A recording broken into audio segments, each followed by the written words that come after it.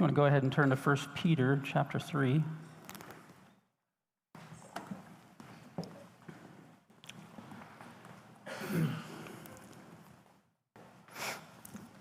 Now, marriage is kind of a funny institution if you think about it, because the Lord takes two people that are generally very different from each other, and He unites them together for life.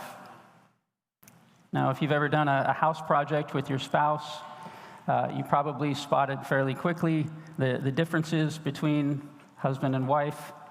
Men and women approach things from different perspectives. We think through problems differently and have different priorities. Men are usually more task-oriented. If we're doing a project, my goal is to be able to knock something off my list. That's what I want to accomplish by the end of the day. I want to be able to scratch something off and feel like I've done something. Women are usually more relational. And so I'm busy trying to knock something off my list. And Heather's over there thinking of 7 new projects that we could be doing because she's just really enjoying our time together. Now, neither one of those is wrong. We're wired differently. And those differences can either cause conflict or they can create opportunities for growth. Now, there are multiple reasons why the Lord puts husband and wife together, but one reason that people don't often think of is that marriage provides unique opportunities for sanctification. You can be a sanctifying influence on your spouse, and your spouse presents you with opportunities to grow in your sanctification. And so the title for our message is The Sanctifying Opportunities of Marriage. Now, maybe you're here this morning and you're not married. And you're thinking, there's nothing in this for me. But there is. We're going to be looking at sanctification. And that's a responsibility of every believer. We're going to be looking at specific opportunities within marriage where sanctification happens. But the areas of sanctification can be applied to anyone, so married or single. And if you're looking to get married at some point, I would suggest that you not wait to get married to start working on these characteristics. These are character qualities that you can be working on now so that you are better prepared when you do enter into marriage. So the sanctifying opportunities of marriage, very simple outline this morning, shaping the wife and then shaping the husband. And so we'll read our text and then we'll get into it. 1 Peter chapter 3, beginning in verse 1. In the same way, you wives, be submissive to your own husbands, so that even if any of them are disobedient to the word, they may be won without a word by the behavior of their wives, as they observe your chaste and respectful behavior. Your adornment must not be merely external, braiding the hair and wearing gold jewelry or putting on dresses, but let it be the hidden person of the heart, with the imperishable quality of a gentle and quiet spirit, which is precious in the sight of God. For in this way, in former times, the holy women also, who hoped in God, used to adorn themselves, being submissive to their own husbands, just as Sarah obeyed Abraham, calling him Lord. And you have become her children if you do what is right, without being frightened by any fear. You husbands, in the same way, live with your wives in an understanding way, as with someone weaker, since she is a woman, and show her honor as a fellow heir of the grace of life, so that your prayers will not be hindered. Now, this section, it begins with a connecting phrase in this way, in this same way. And so over the past few sections, Peter has been expanding upon his instructions in chapter 2, verse 12, for us to keep our behavior excellent among the Gentiles, excellent among the unbeliever. And he says to do that because our behavior serves as a testimony of the power of the gospel to change lives. Now, the first example of excellent behavior that he gives is to submit to the government there in chapter 2, verse 13. And in life before Christ, maybe a person was a lawbreaker and rebellious towards the government. But now, as a believer, our attitude is to be one that respects authority and submits to the government. And that change in attitude, he says, will silence the ignorance of foolish men. They may not come to faith, but they will have to admit that there's something to it because it has had a transforming effect on our life. Well, then Peter looks at the master-slave relationship beginning in chapter 2, verse 18. And before Christ, a slave might have stolen from his master or slacked in his duties or been difficult to control. But Peter says that excellent behavior in this relationship is for the slave to submit to his master with all respect. Now, we covered the specifics of that relationship last time, but the point is that by the change in the slave's behavior, it is a testimony to his master and those fellow slaves and others that see him to the truthfulness of life in Christ. Well, now Peter turns to the marriage relationship, and he says, in the same way, a wife is to submit to her husband. And so what you have here is a believing wife and potentially an unbelieving husband, although not necessarily, and I'll explain that in a few minutes. But whether a woman's husband is a believer or not, she is to submit to him. Now, submission means to put yourself under the authority of another. And it recognizes that God has ordained an ordered structure for the family. He has assigned the husband to be the head of the home and his wife to come under his leadership. Now, this is not an outdated structure from ancient culture. It is the timeless design of God from creation. If you look over in 1 Corinthians chapter 11, verse 3, Paul says, "But I want you to understand that Christ is the head of every man, and the man is the head of a woman, and God is the head of Christ." And so you have Christ coming under the authority of God the Father, even though he's fully equal with the Father. During his earthly ministry, he submitted to the will of the Father, so he placed himself under the Father's will. And then Paul says that man comes under the authority of Christ, and then the wife comes under the authority of her husband. And Paul explains the reason why the man is the head of his wife there in verse 8. "For man does not originate from woman, but woman from man." And so this order that God has created, it's not cultural. Paul takes it all the way back to the created order. Man was created first. From the dust of the ground, God formed man and breathed life into him. And then subsequently, God took the rib from man's side and fashioned that into a woman. And so the created order establishes God's design for the authority structure within the family. And because of that, it is the duty to submit, a wife to submit to her husband.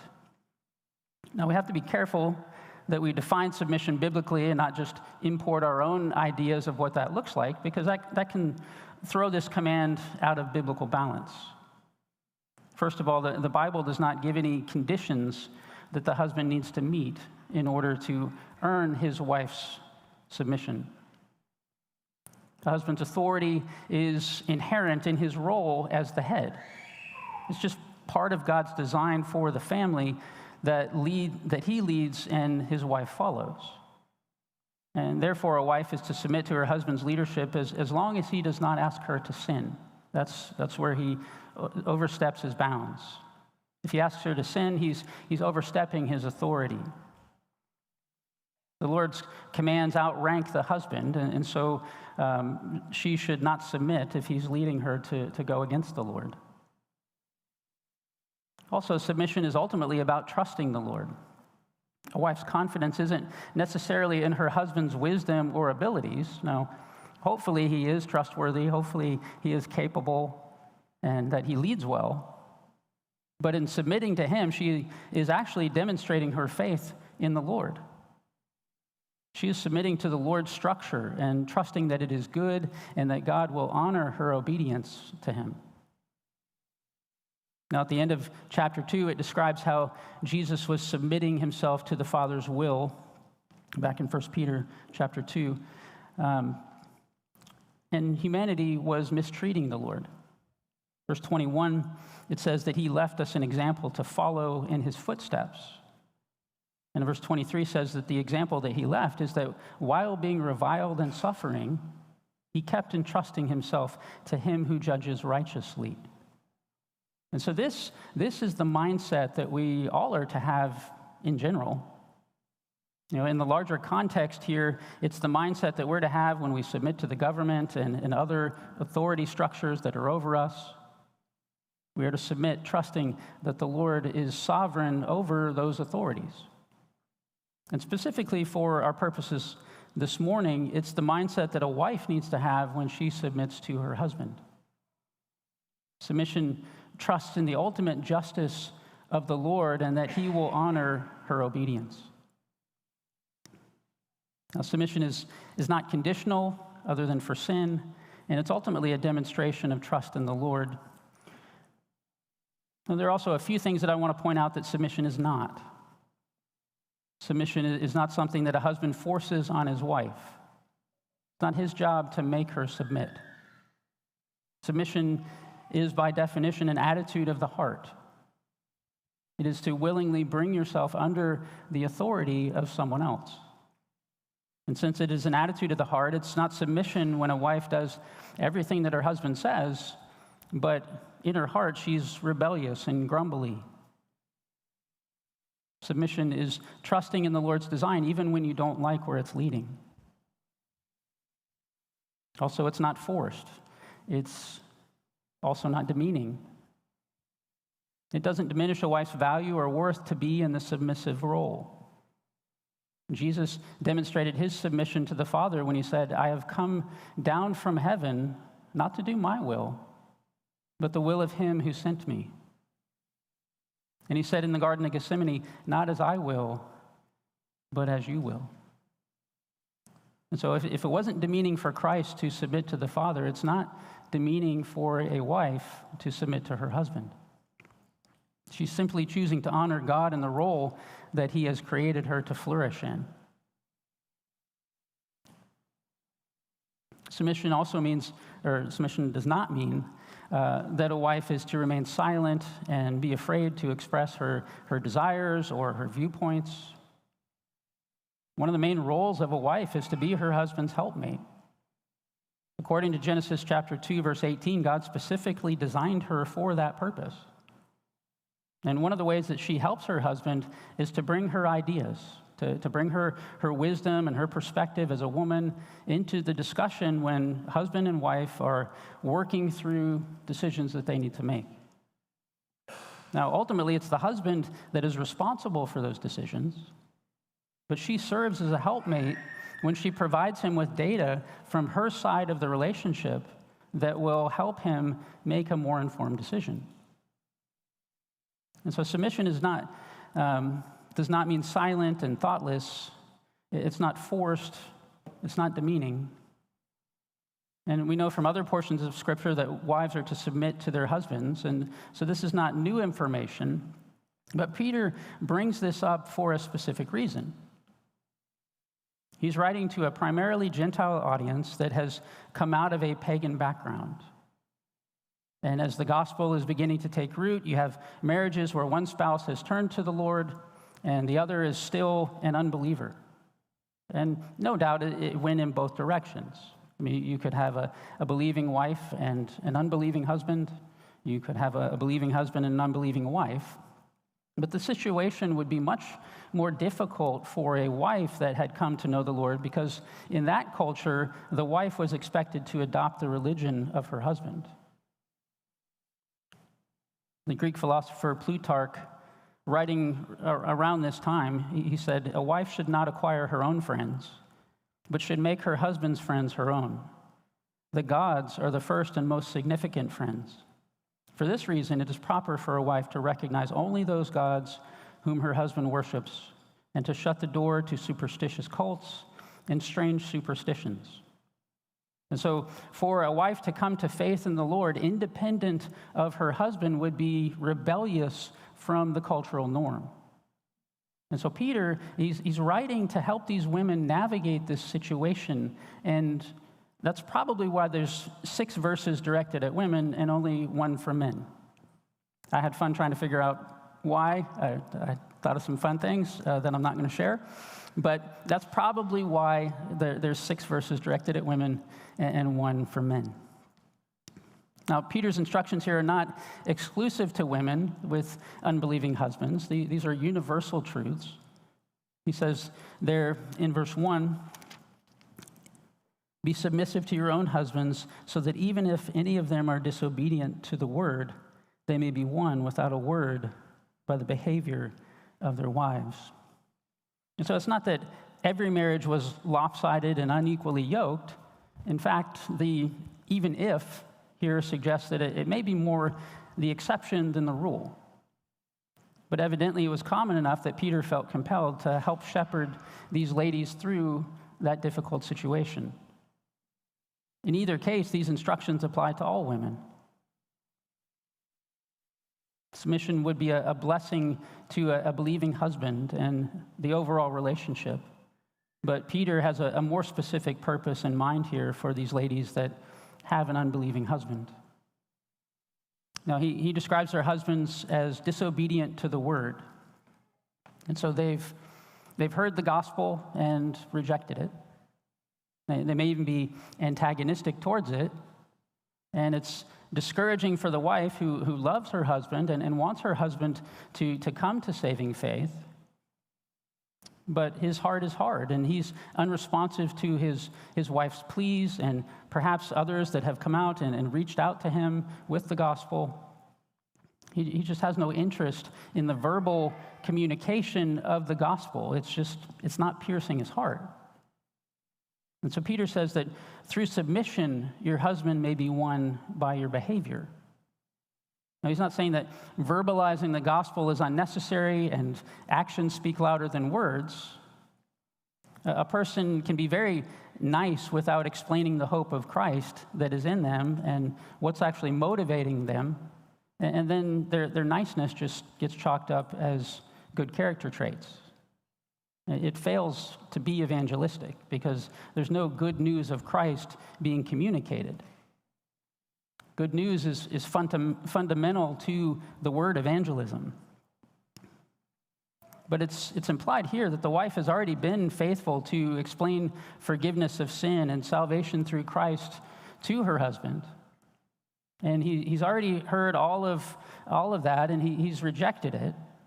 And maybe he gets angry when she brings it up. And maybe he's actually forbidden her to bring it up anymore. I don't want to talk about this again. And so Peter's basically saying, don't keep bugging him with words that are just irritating him and causing him to become more hardened in the truth. Let the change in your behavior prove its truthfulness to him. Verse 2 says that as they observe your chaste and respectful behavior, it may win them without a word. Now, the word chaste is the idea of pure or holy. Peter doesn't elaborate on that, but in her former life, she would have been anything but holy. Over in chapter 4, verse 3, he mentions some of the typical behaviors that the wife would have been saved out of, or the husband. Chapter 4, verse 3, they would have pursued a course of sensuality, lusts, drunkenness, carousing, drinking parties, and abominable idolatries, he says. Now, she is to pursue holiness in a way that honors her new faith. And that word that's translated as respectful there is actually the word fear. So she is to observe, or he will observe her chaste and respectful behavior there. That word respectful is the word fear. The New King James says that it's accompanied by fear. The LSB translates it as fear. And it's a prepositional phrase here, in fear. And so fear is what is motivating her holy conduct. But it's not fear of her husband. Peter has used this word a couple of times already in the letter. In chapter 1, verse 17, after commanding us to be holy, he mentions the Father who impartially judges and tells us to conduct ourselves in fear during our time here on earth. And it's the same word that's used in reference to wives. And so the context here is being obedient children. And so holy conduct is motivated out of love for the Lord and fear of displeasing him and fear of squandering the salvation that we have been given. And then the same word is used in chapter 2, verse 18 in reference to slaves submitting to their master. And again, it's translated as respect there, but it's the same word. And it's pointing back to verse 17 where it says to fear God. And that's in the context of submitting to the government. And so in each of those instructions for holiness and submission, Peter has motivated it with fear of the Lord. And he's motivating it with love and reverence and respect of God. Now, what the unbelieving husband is to see is his wife's deep fear of God that is producing in her a holy life. Now, Peter suggests that through that, the unbelieving husband may be won to faith without a word. The wife of an unbelieving husband has been placed in a situation where she has the opportunity to use her spiritual growth as a silent evangelistic tool that could potentially be used to bring her husband to faith. Now, as believers, we should all be motivated to grow in sanctification, and our primary motive is to please the Lord. But Peter is encouraging these women in this difficult situation to focus not on banging her husband over the head with the gospel, but on her own growth in holiness. And through that, the Lord may use her as the instrument that brings her husband to faith. Now, knowing that her husband is watching, and we could zoom this out a little bit to make it a little bit more broad for all of us, knowing that our children are watching, our friends and coworkers are watching. Knowing that they're watching and there's the potential for my holiness to be the thing that convicts them of their sin and helps them to see their need for Christ. It motivates us to further sanctification and helps prevent us from compromise because we know they're watching. And so marriage to an unbeliever it compresses those opportunities. It gives you more of them because they see you day in and day out. But what about most of the women in this room who are thankfully married to believing husbands? Won't your believing husband be blessed by your submission and encouraged in his own spiritual growth by your holy conduct? The close proximity of marriage makes the iron sharpening iron principle that much more powerful. In terms of application, this should go both ways. A wife's growth in holiness should spur the husband on, and the husband's growth should spur his wife on to greater holiness as well. And the believing husband actually has the duty to encourage and shepherd his wife in her holy conduct. Now, Peter expands on the wife's holy conduct in verses 3 and 4 with the command not to let her adornment be merely external. Instead, she is to focus more on the hidden person of the heart. She's to focus on her character. Now, women stereotypically tend to place a lot of value in their appearance. They put a lot of time and effort into coordinating outfits and accessorizing, doing their hair and nails and all of the stuff that goes into their public presentation. Well, I was curious, so I did just a quick search, but I thought this was interesting. Women in the U.S. will spend about $196 billion on clothing this year, and another roughly $60 billion on grooming and cosmetics. I don't believe that includes getting your hair cut or styled or manicures or all the rest of that. And so what you have is about $260 billion will be spent on clothes and paints and creams to dress up the outside of the body. Now, Peter's not arguing that women should completely ignore their appearance.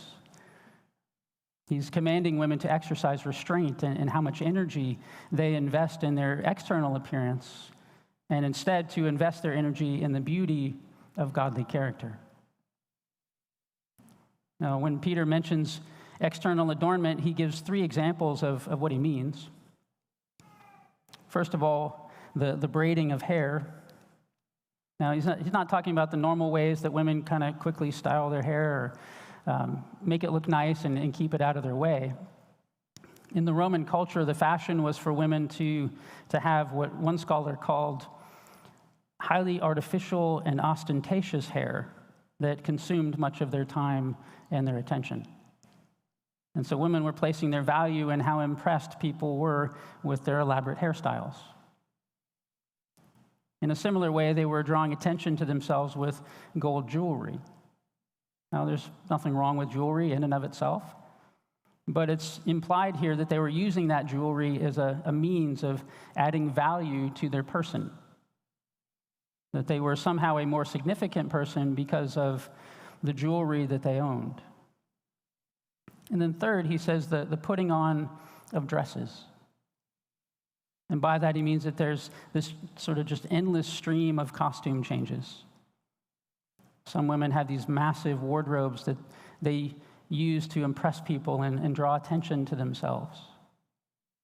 Now, all of these outward ornaments are intended to draw attention to the woman and give her a sense of personal worth because of the attention that she's getting. Peter wants believing women to be known for their character because that's where a woman's true value is. Now, that doesn't mean that physical beauty is mutually exclusive from godly character.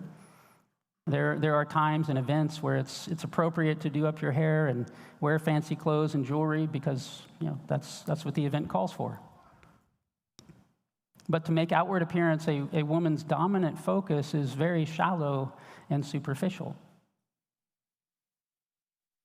That's typical for the world, but for the believer, the Lord is concerned with the hidden person of the heart.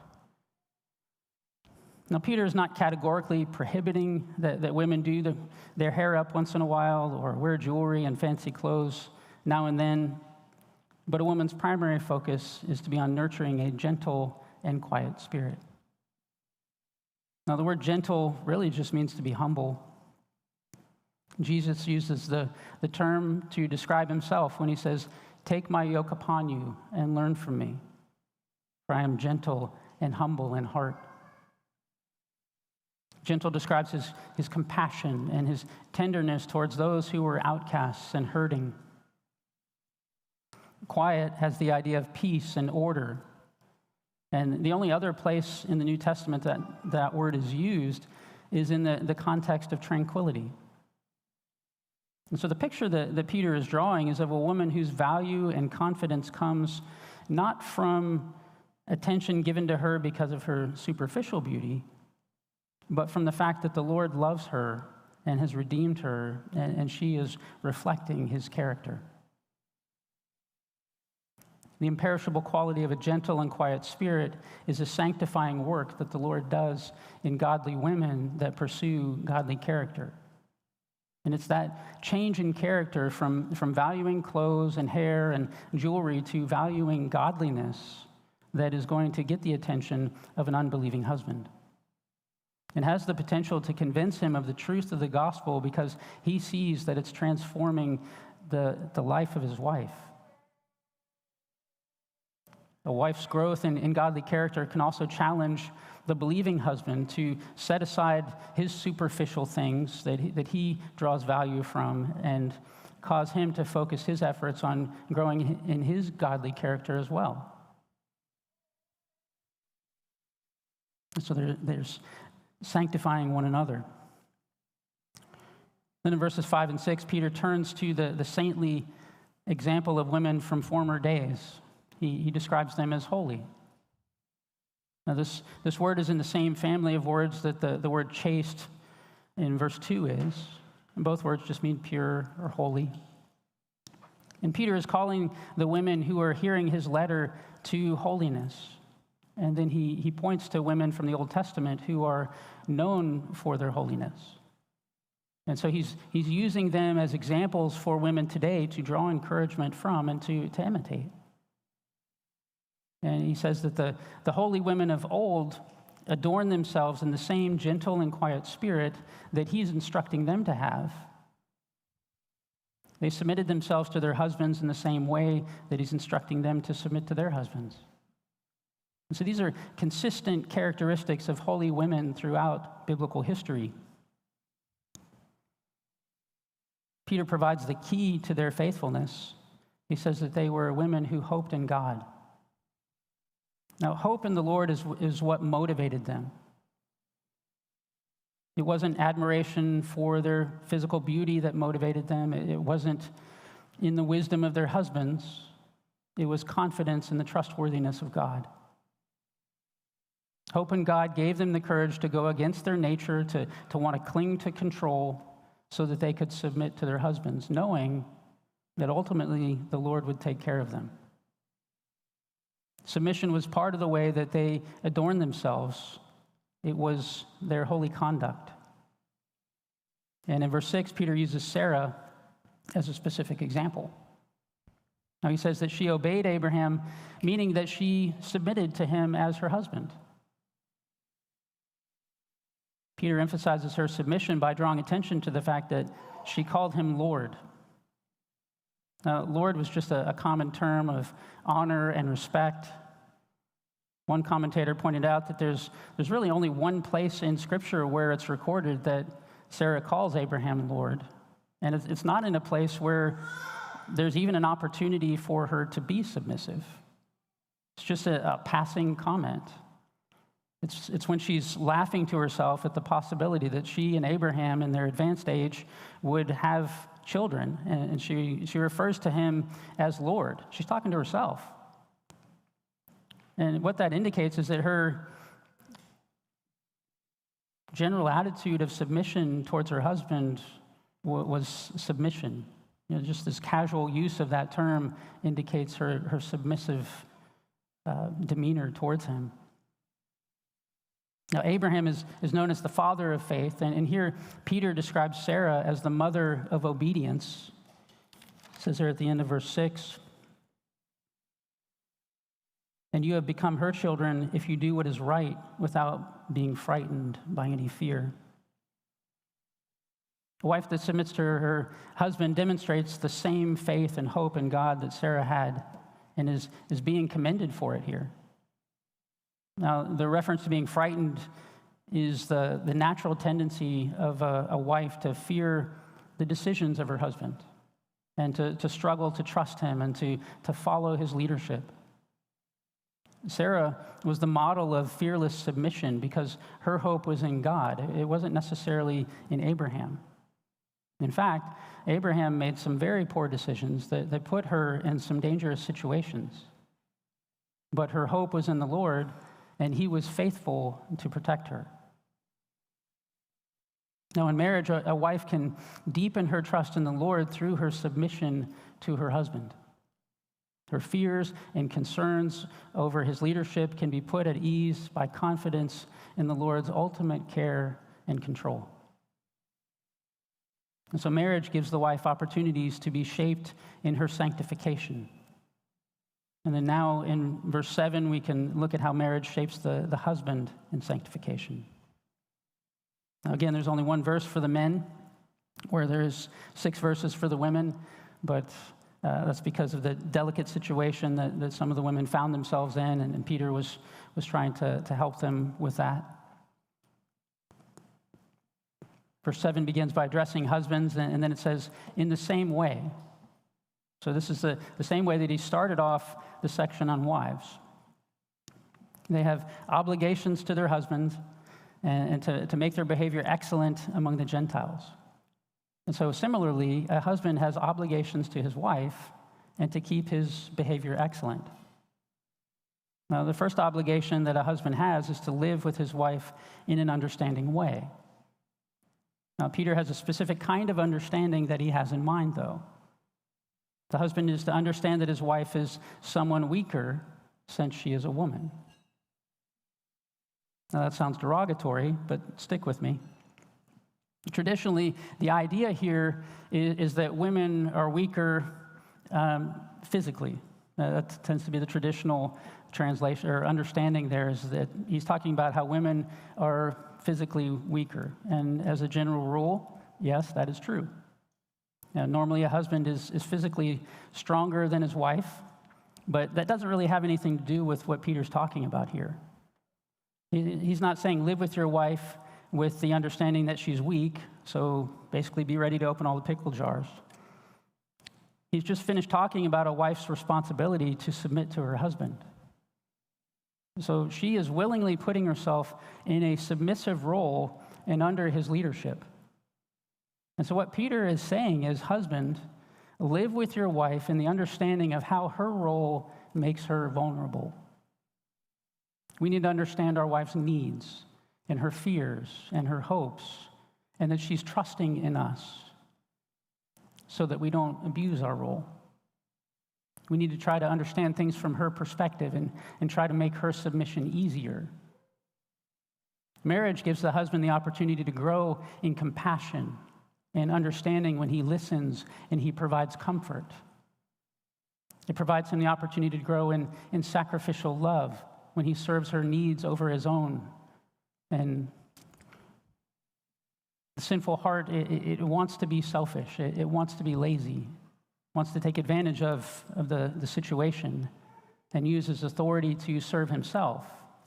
But instead, it's to be used to produce in us selflessness and diligence to serve our wife. Now, the second obligation that a husband has is to show honor to his wife, and it's specifically honor as a fellow heir of the grace of life. A believing wife is someone who has been chosen and redeemed by the Lord. She is a daughter of God and loved and cherished by him. And so we are to respect and honor our wife as a fellow recipient of grace and not treat her as someone who is in any way inferior to us as husbands just because we are in a position of authority. In fact, it's the grace of God that has given her the faith to trust God and to submit to you. And so honor her for the evidence of grace that is her submission. And this command gives us opportunity to grow in humility as we cherish and as we praise our wife, honoring her for the Lord's work in her. Now, the section ends with a warning for husbands because our role is easy to abuse.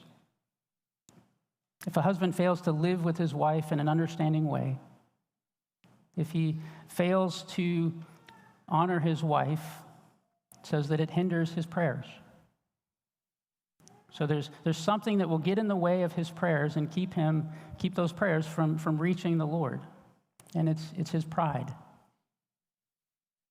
If a husband is so stuck on himself and his role as the head of the home and that he's the one in charge, if he's so stuck on that he's unwilling to hear the concerns of his wife and serve her, and he doesn't treat her as someone cherished by the Lord, well, then the Lord refuses to hear his prayers. He refuses to hear his concerns. He's lost the ear of God because he's abusing the authority that the Lord has delegated to him. God defends our wives when we fail to care for them properly, and he will cut us off from his counsel, from his power, and his blessing. Now, why do you think he specifically targets a husband's prayers? Because we need the Lord to be effective, faithful leaders. And if we abuse our authority, he takes away our strength until we are humbled. And so marriage, it provides a number of unique sanctifying opportunities. For a wife, it's centered around her submission. For a husband, it's centered around his leadership. Both are challenged to grow in holy character and conduct for their own spiritual maturity, but also for the benefit and spiritual growth of their spouse. And so let's embrace the specific role that the Lord has given to each of us in our marriage and use those opportunities to become more like Christ.